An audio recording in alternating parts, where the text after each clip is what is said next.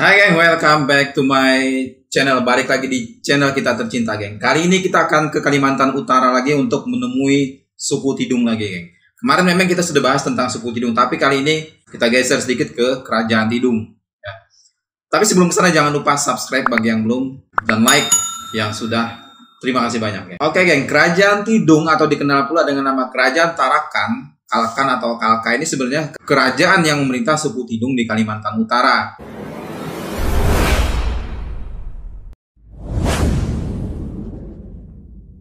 Yang berkedudukan di Pulau Tarakan dan berakhir di Salim Batu. Sebenarnya sebelumnya itu ada dua kerajaan di kawasan ini. Ada Kerajaan Tidung, kemudian ada Kerajaan Bulungan, geng, yang berkedudukan di Tanjung Palas. Tapi sebelum lebih jauh, langsung saja kita check it out.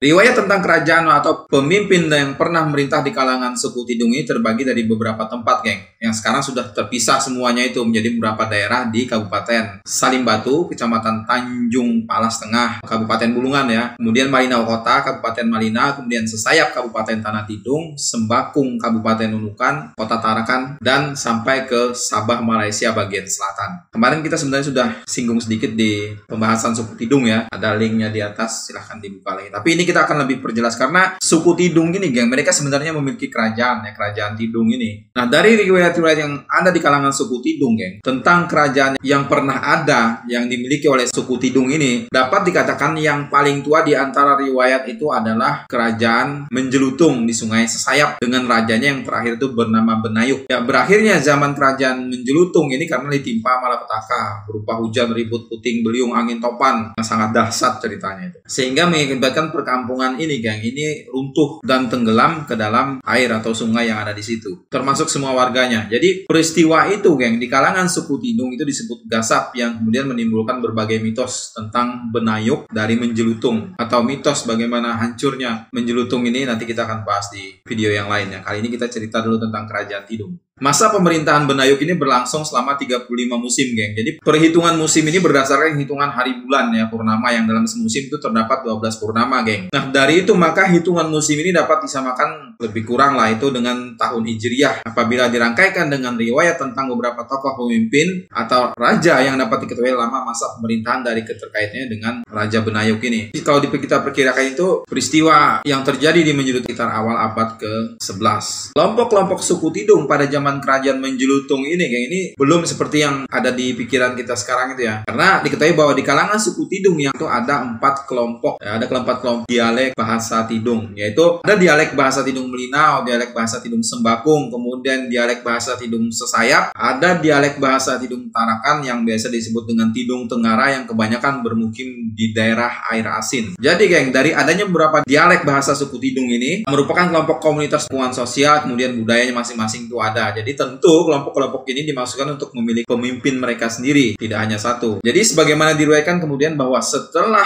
Kerajaan Benayuk di Menjelutung itu runtuh, geng, maka anak keturunan beserta warga yang selamat itu mereka pindah dan menyebar, kemudian membangun pemukiman baru. Nah, salah seorang dari keturunan Benayuk yang bernama Kayam ini, dia menjadi pemimpinan dari pemukiman di Linwang Kayam, Fungsi Kayam, yang merupakan cikal bakal dari pemimpin atau raja-raja di Pulau Mandul, geng, Sembakung dan Lumbis. Laut Kalimantan Utara ini sebenarnya sudah diketahui sejak lama itu ramai dari 1000 tahun yang lalu sebelum tarik 1000 Masehi. Jadi kawasan seperti Pulau Bunyu, Nunukan, Tarakan ini merupakan tempat yang sering disinggahi oleh pedagang-pedagang Tiongkok dari luar-luar juga. Jadi meskipun begitu tidak ditemukan satu catatan memang pedagang Tiongkok ini yang menyebutkan adanya pemerintahan di kawasan tersebut. Jadi pemerintahan ini kemungkinan tidak berbentuk kerajaan. Meski minim tulisan, geng, Kerajaan Tidung sebenarnya diperkirakan berdiri sejak abad ke-11. Jadi, geng, Kerajaan Tidung kuno ini diduga mulai eksis itu pada tahun kira-kira 1076 Masehi. Jadi kisahnya ini ada dalam cerita rakyatnya, folklore turun-temurun, yang mengetengahkan seorang tokoh bernama Benayuk selaku raja di Menjelutung, kampung yang berdiri di tepi Sungai Sesayap, sekarang di Kabupaten Malinau dan Tanah Tidung, Kalimantan Utara. Jadi, geng, ceritanya itu kampung Menjelutung ini memiliki sebuah pohon ajaib, ini mitosnya, yang bisa memberikan keabadian. Jadi berkat pohon itulah di Menjelutung ini tidak ada kematian di kampung ini. Jadi penduduk itu percaya adanya larangan merayakan kematian yang bisa mendatangkan bencana di legenda Benayuk. di masyarakat Menjelutung, Kecamatan Sesayap Hilir, Kabupaten Tanah Tidung. Suatu hari Raja Benayuk ini mengadakan hirau kematian ya, karena sudah bosan dengan hidup yang monoton, yang hidup terus ini ceritanya. Jadi kemudian penduduk ini yang diperintahkan untuk menangkap ikan hiu dan membungkus dengan kain. Mereka mengisi bungkusan hiu itu seperti jenazah lah mereka bungkus. Jadi geng, setelah 7 hari 7 malam perayaan yang penuh dengan jamuan makanan, datanglah puting beliung yang meruntuhkan seisi kerajaan menurut ceritanya ini. Jadi berdasarkan tuturan lisan yang lain, keturunan Raja Benayuk ini lantas mengangkat diri sebagai raja dan memindahkan pusat pemerintahan ke Tarakan. Kerajaan Tidung kuno di Tarakan ini diperkirakan berpindah-pindah dari Binalutung di pesisir timur Tarakan, kemudian ke Tanjung Batu, kemudian ke Sungai Bidang di pesisir barat. Jadi geng, pemerintahan kerajaan sempat keluar jauh dari Tarakan pada tahun sekitar 1394 sampai 1557 di Tanah Kuning. Nah, meskipun disebut kerajaan, Tidung kuno diperkirakan bukan sebuah monarki. Kenapa? Karena dalam konsep umum monarki itu kan punya istana, ada mahkota, ada lambang atau simbol kekuasaannya. Nah, sementara geng, kerajaan Tidung ini sistemnya kepemimpinan suku. Mungkin kurang lebih seperti Nansarunai lah di Kalimantan Selatan, Kalimantan Tengah. Nah, awalnya cakupan kekuasaan mungkin kecil, memang awal ya, walaupun akhirnya meluas sampai ke suku-suku di luar Tidung. Raja ini lebih mirip seperti kepala suku atau tribal leader atau pemimpin komunitas ya, atau community leader. Jadi lebih mudah memindahkan pemerintahan karena belum besar saat itu Tidung kuno. Nah, sebenarnya ada satu lagi geng, kerajaan di Kalimantan Utara, itu kerajaan Tidung ini. Kerajaan ini tidak berasal dari Menjelutung, melainkan sebuah kawasan bernama Tanah Merah yang sekarang terletak di Kabupaten Tanah Tidung. Kerajaan ini bernama Brayu, dengan raja pertama itu bernama Kundung yang diyakini memiliki kekerabatan dengan kerajaan Kutai. Kelompok dari kerajaan ini disebut Brayu ya, sekarang banyak menetap di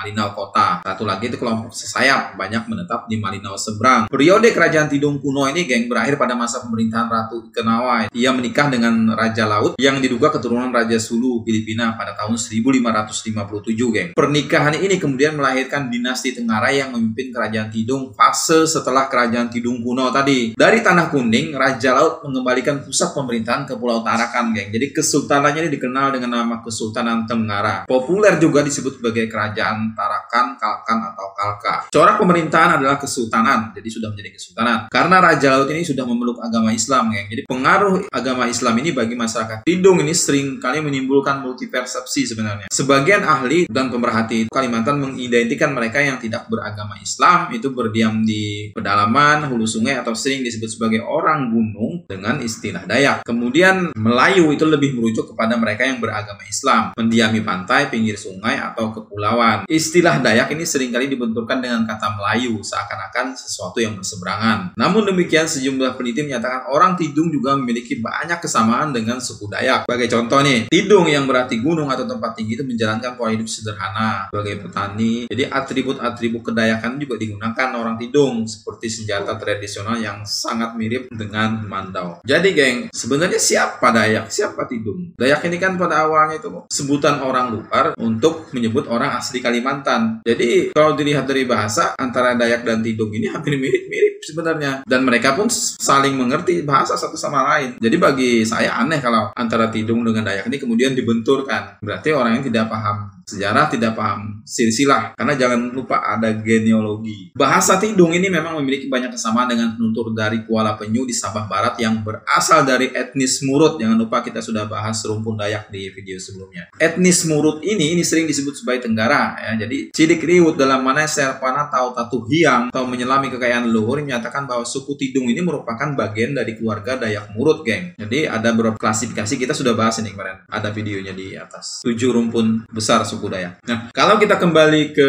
Tidung tadi, Tidung ini sub-suku Murut yang terbagi lagi menjadi 10 sub-suku kecil. Kalau kita kembali ke kerajaan Tidung ya, ditarakan dinasti Tenggara berkuasa selama kurang lebih 359 tahun geng. Ada 12 raja atau penguasa lokal yang memimpin turun-temurun kerajaan Tidung ini. Jadi sekitar tahun 1600-an kekuasaan kesultanan ini meliputi selatan Sungai Sesayap hingga utara Sungai Kayan. Pemerintahan kerajaan sempat pindah memang beberapa kali diantaranya ke Sesayap dan Sembakung pada tahun 1650. Sesayap dan Tideng pala pada abad ke-18 dan kembali ke Menjelutung pada tahun 1800. Kesultanan Tidung ini mampu mengekspor emas, sarang burung putih, sarang burung hitam, lilin, kampur, dan rotan. Penduduk Tidung juga ini memproduksi beras untuk ditukar dengan hasil alam dari orang-orang pedalaman. Karena kerajaan Tidung kemudian pindah ke Malinau Seberang pada tahun 1900, dekat dengan gua sarang burung di Bengalun. Sementara itu geng, posisi Tarakan itu di bawah Kerajaan Tidung makin ramai sebagai pusat perdagangan maritim. Posisi Tarakan ini sedemikian penting menarik perhatian Belanda, apalagi Tarakan diketahui memiliki cadangan minyak bumi yang disebut berkualitas tinggi, geng. Jadi Belanda itu segera kemudian memakai strategi adu domba setelah mengetahui adanya persaingan antara Kesultanan Tidung ini di Tarakan dengan Kesultanan Bulungan di Berau. Sebenarnya bermula dari perkawinan politis Sultan Bulungan yang bernama Alimuddin dengan dua istri, satu dari Berau dan satunya lagi dari putri penguasa Tidung. Persaingan ini muncul ketika suksesi pengganti Sultan Alimuddin di kemudian hari. Friksi dan konflik internal ini kemudian bertepatan dengan kedatangan Belanda, geng. Tentu saja sebagai negara imperialis, Belanda memihak kepada golongan yang paling menguntungkan di mata mereka. Dalam hal ini Belanda memiliki Kesultanan Bulungan. Inilah kemudian yang dibenturkan. Di lain pihak, geng, pemimpin Kerajaan Tidung yaitu Datu Adil ini memang tidak pernah menyukai Belanda. Jadi ya dikenal dengan betul-betul anti Belanda lah. Jadi Kerajaan Tidung akhirnya diserang oleh Kesultanan Bulungan pada tahun 1916, geng. Akibat politik adu domba dari Belanda tadi yang ingin menguasai minyak di bawah Kerajaan Tidung. Dari situlah kemudian Raja Datu Adil ini diasingkan ke Manado, geng. Kemudian sejumlah orang Tidung itu terpaksa melarikan diri ke Nunukan, Tawau, Kinabatangan, Labu, Kutai, dan Pulau Sebat. Kerajaan Tidung yang diperkirakan berdiri hampir 1 milenium ini akhirnya runtuh, ya, oleh Belanda. Pewaris tahta Kesultanan Tidung kemudian hanya dijadikan sebagai anggota terkemuka dari Dewan Lokal di Malinau, bentukan kolonial saat itu. Simbol saja. Menurut ahli antropologi, ya, Pangeran Bakti adalah Raja Tidung yang masih hidup pada tahun 2000. Jadi Pangeran Bakti ini waktu itu sudah tua dan hampir kan buta ya, dalam kemiskinan, hidup di sebuah rumah bobrok di Malinau seberang. Mungkin ada yang tahu tentang beliau, silahkan share di kolom komentar. Terima kasih sudah menonton. Jangan lupa like, share, dan komen. Kita akan berjumpa lagi di video berikutnya.